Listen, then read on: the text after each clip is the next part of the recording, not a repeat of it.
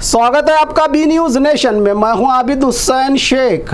देश के लिए मैं जान देने के लिए भी हूं तैयार। ज़मीर अहमद खान। भारत पाकिस्तान के बीच तनाव के हालात के चलते राज्य के सभी मस्जिदों में दुआ के लिए अपने सरकारी लेटर के जरिए स्पेशल दुआ करने की अपील करने वाले मिनिस्टर ज़मीर अहमद खान का बयान। हमने भारत को जंग में कामयाबी मिलने के लिए हर मस्जिद में आज दुआ की है। अपने पर्सनल प्रोग्रामों के चलते तिरंगा यात्रा में शामिल नहीं हुआ। देश के लिए मैं जान देने के लिए भी तैयार हूं, कहा विधान सौदा में ज़मीर अहमद खान ने।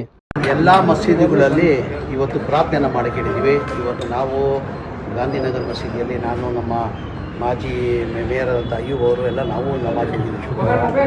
ಅಲ್ಲೂ ಇವತ್ತು ಪ್ರಾರ್ಥನೆ ಮಾಡಿದರೆ ಇನ್ನೂ ಹೆಚ್ಚಿನ ನಮ್ಮ ಸೈನಿಕರಿದ್ರೆ ಇನ್ನೂ ಹೆಚ್ಚಿನ ಶಕ್ತಿ ಕೊಳ್ಳಿ, ನಾವು ಯಶಸ್ವಿ ಆಗಲಿ ಅಂತ ಇವತ್ತು ಎಲ್ಲ ಇಡೀ ರಾಜ್ಯದಲ್ಲಿ ಎಲ್ಲ ಇಡೀ ನಮ್ಮ ರಾಜ್ಯದಲ್ಲಿಲ್ಲ ಇಡೀ ದೇಶದಲ್ಲೇ ಎಲ್ಲ ಮಸೀದಿಯಲ್ಲಿ ಪ್ರಾರ್ಥನೆ ಮಾಡೋಕ್ಕೆ ನಮ್ಮ ಗುರುಗಳು ಸೂಚನೆಯನ್ನು ಕೊಟ್ಟಿದ್ದಾರೆ. ಇಡೀ ದೇಶದಲ್ಲಿ ಇವತ್ತು ಎಲ್ಲ ಮಸೀದಿಯಲ್ಲಿ ಶುಕ್ರವಾರದಲ್ಲಿ ಇವತ್ತು ಪ್ರಾರ್ಥನೆ ಮಾಡಿದ್ದಾರೆ. ನಮ್ಮ ಸೈನಿಕರಿಗೆ ಇನ್ನೂ ಶಕ್ತಿ ಕೊಳ್ಳಿ, ನಾವು ಯಶಸ್ವಿ ಆಗಲಿ ಅಂತ ನಾವು ಇವತ್ತು ಪ್ರಾರ್ಥನೆ ಮಾಡಿದ್ದೀವಿ.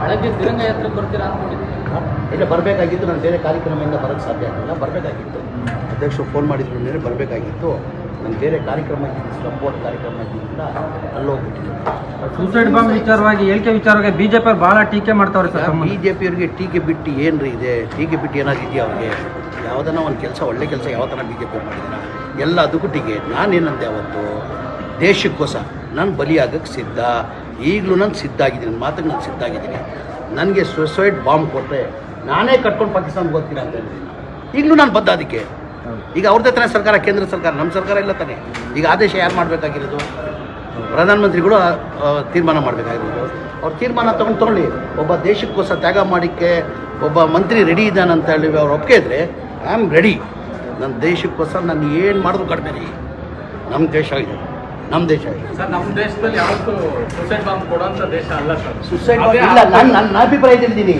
ನಾನು ಪರ್ಮಿಷನ್ ನಾನು ಹೋಗ್ತೀನಿ ಅಂತ ಹೇಳಿಲ್ಲ.